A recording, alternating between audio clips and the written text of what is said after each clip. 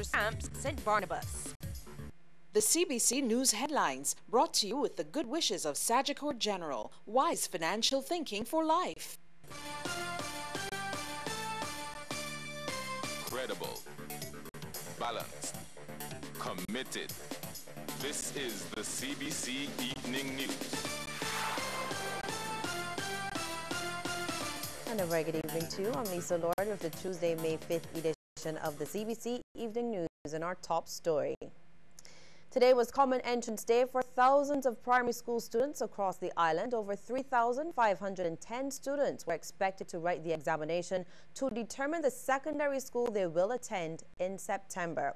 This year, 10 students were granted permission to write the exam early at age 10, while 157 students have made requests to be deferred from writing the exam until next year. A CBC team visited some of the exam centers to capture the events. From as early as 7:30 this morning, some parents were spotted taking their children to the various exam centers across the island. Our first stop was the Parkinson Memorial School, where students from the Grantley Prescott Memorial and Wilkie Cumberbatch wrote the exam. They began with a short assembly, which included prayers and a motivational speech from Principal Jeff Brooms. Over at the Coleridge and Parry schools, students from the All Saints Primary, Boscobel Primary and Leacock's private schools also started with a prayer before making their way to the classrooms. For parents, today was significant, and some were emotional while others remained composed to give nuggets of advice to their children. Right now, I'm very proud of my son. I just told him to go in, take his time, focus on his work, and he will do well. Just put God first and he'll be good. My son is sitting 11 plus today, and I told him to put his best foot forward. Whatever school he passed for is well done with me. Father to me, don't pressure. It makes sense pressuring. Let her do what God do. So just tell him, hurry up on his school clothes. I left the house. Just hope that he did his best today. I did not pressure him. Just tell him do what you can do. She's calmer than I am. I actually sharpened her 10 pencil. She felt comfortable taking 3. I feel in stitches, but she's quite fine. So we're just here hoping for all the best. I just told him to go and do his best on what's we do. I'll be satisfied with. Well, later in the afternoon, parents again converged outside the centers, anxiously waiting to hear how the children managed. Shortly after 1:15, that wait was over as the students emerged from the classroom for the final time. Many of the students breathed sighs of relief, glad that the exam was over. Well, I think the exam was pretty good. It's just that the maths gives me a lot of problems most of the time, but right now I think I actually conquered it. And for the grammar, I don't have a problem with that, but maths is my very weak point, especially section C. Section C, but this time the paper is actually easy, so yeah. I tried, and that's all that matters. How was the English for you? The English was easy. And the composition? It was simple for me to write on a topic that I actually knew about. I got through it nice, but some of it was difficult, but I tried my best. The exam was quite challenging, but I got through it successfully. The exam was hard, but I got through it. This exam was partially easy, and I think I am doing good in it. And the exam was challenging, it was hard, but I got through it. We're from the All Saints School, and we're glad the exam is over.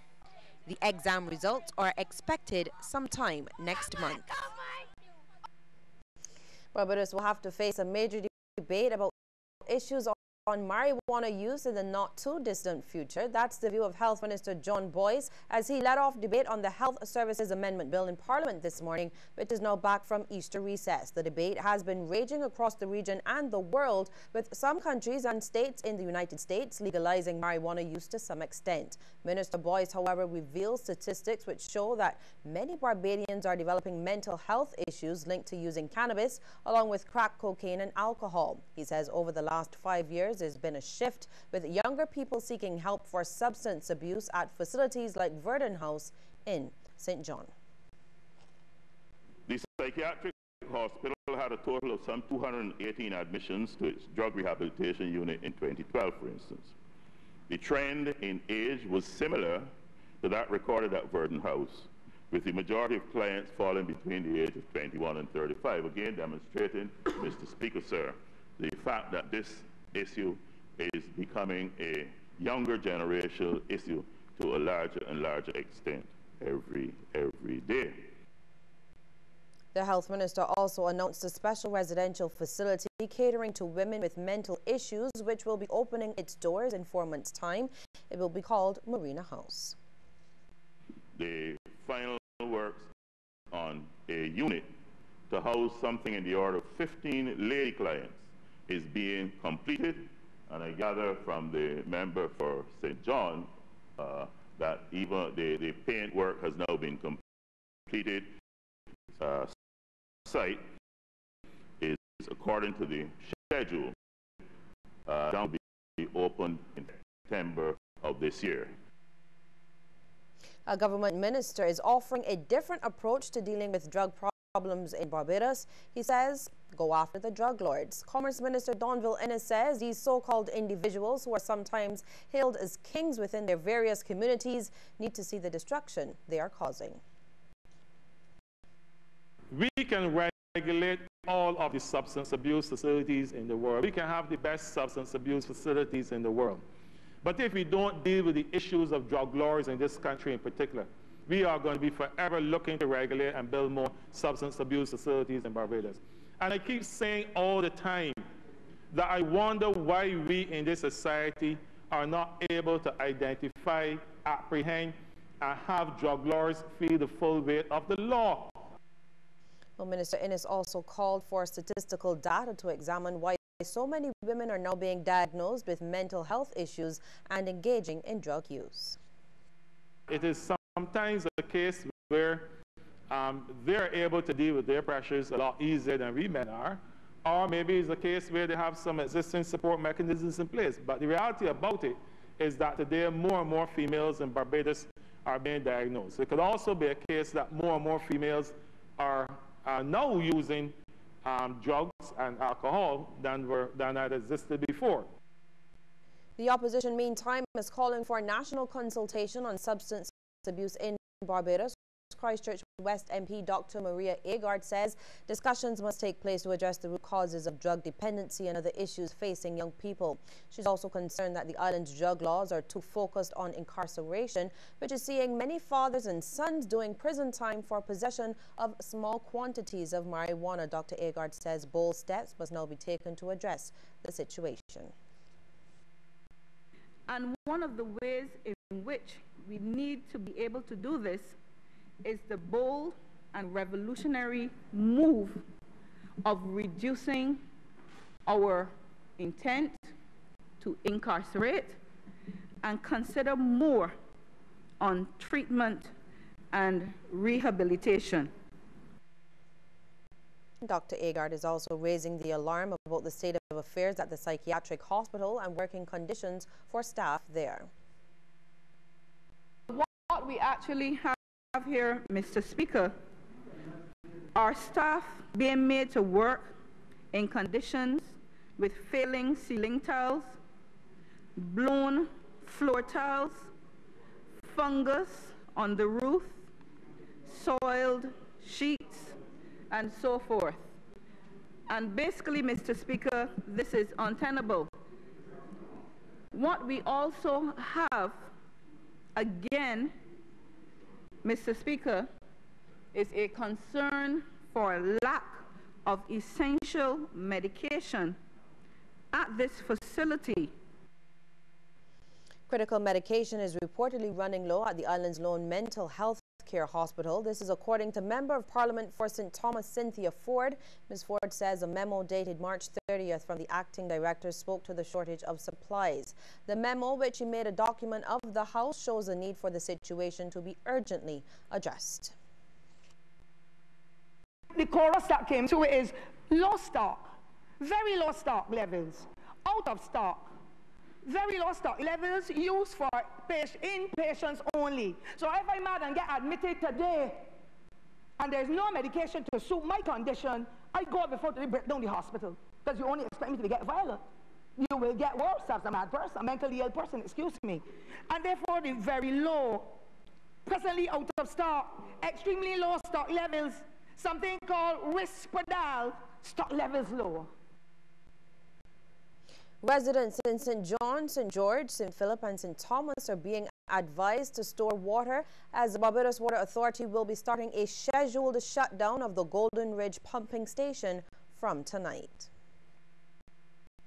From 10 o'clock tonight until 4 in the morning, the Barbados Water Authority will be shutting down its Golden Ridge pumping station.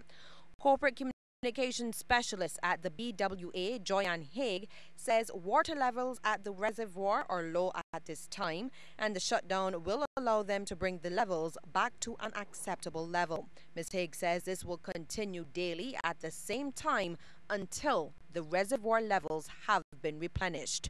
Now, residents in several districts will be affected by the shutdown, and these include Roach Village, Jericho, Cottage, Groves, Market Hill, Prout, Strong Hope, Hopewell, Shop Hill, Vaucluse, Christie Village, Content, Rock Hall, Cane Garden Heights, Edgehill Terrace, Pool, Cherry Grove, Todd's, Lemon Arbor, Gall Hill, Clifton Hall, Moncrief, Messiah Street, Parishland, Dodds, Stewart Hill, Colleton, Coach Hill, Sergeant Street, Pot House, Society, Churchview, Newcastle, and the surrounding districts. This morning, several residents in St. Joseph were left without water as the BWA investigated 2 leaks which have now been fixed, and water is slowly returning to that parish. Well, 2 Station Hill St. Michael men will reappear in court later this month in connection with the murder of David Miller, who was shot and killed at Vaughn's Land No. 1 St. Joseph last month. 26-year-old Lorden Charles and 22-year-old Antonia Michelle Joseph, both from Powder Road, appeared in the District E Magistrates Court yesterday, jointly charged for the offence. They've been remanded to Dodds Prison and will return to the District F Magistrates Court on May the 22nd. Well, more news after the break, but first we want to get your take on this question.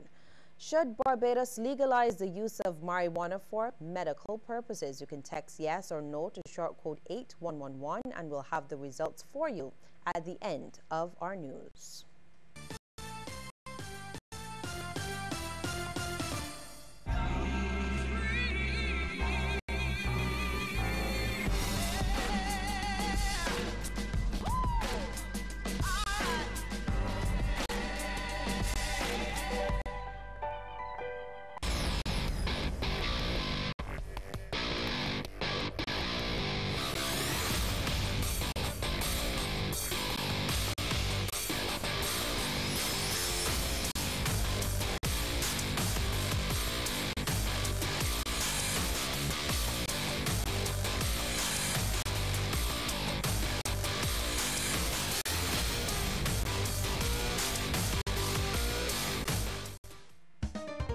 Home is probably the biggest investment you'll ever make, so don't let the elements wreak havoc on it.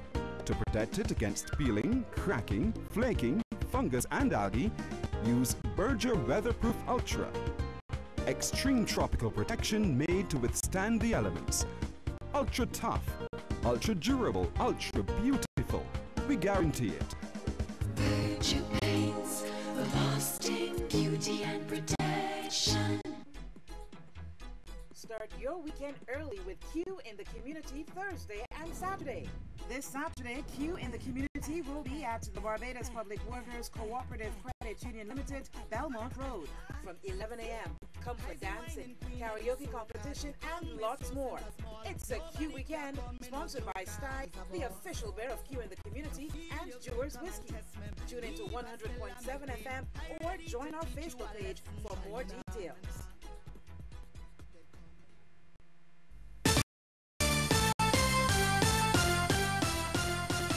Well, every teacher must recognize they're morally bound to mark the school-based assessments, or SBAs. This from former principal of the Grantley Adams Memorial School, Neville Springer.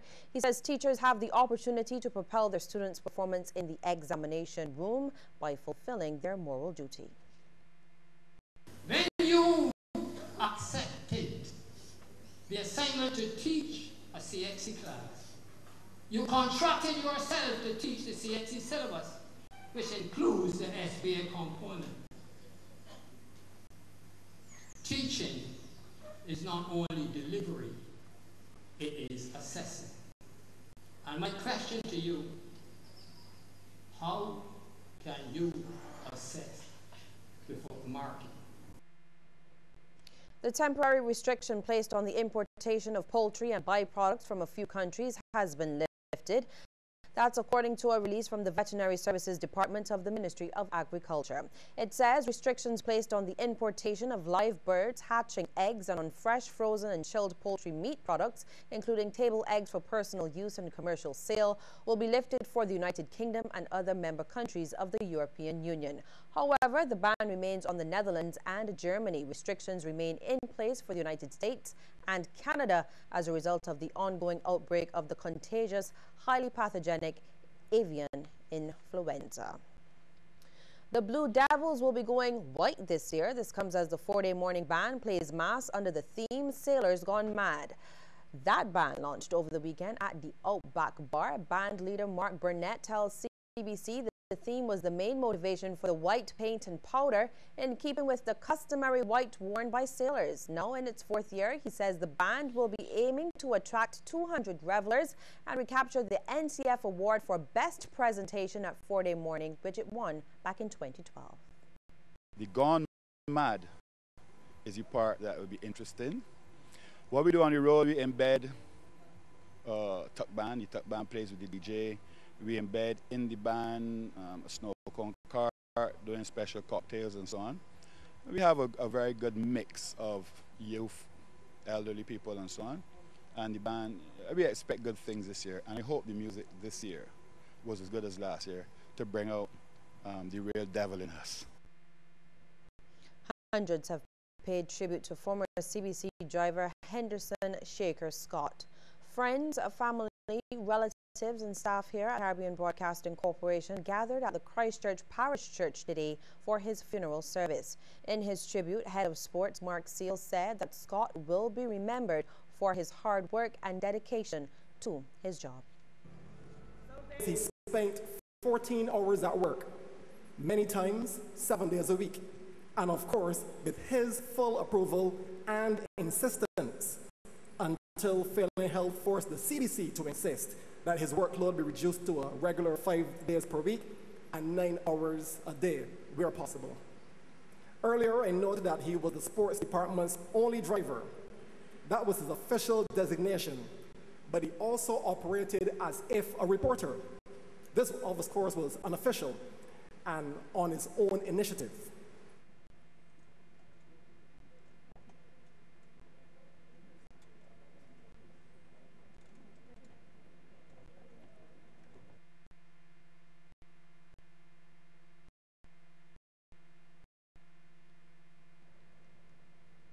And still to come and look at some of the stories making headlines across the region. But first, a reminder that we want to hear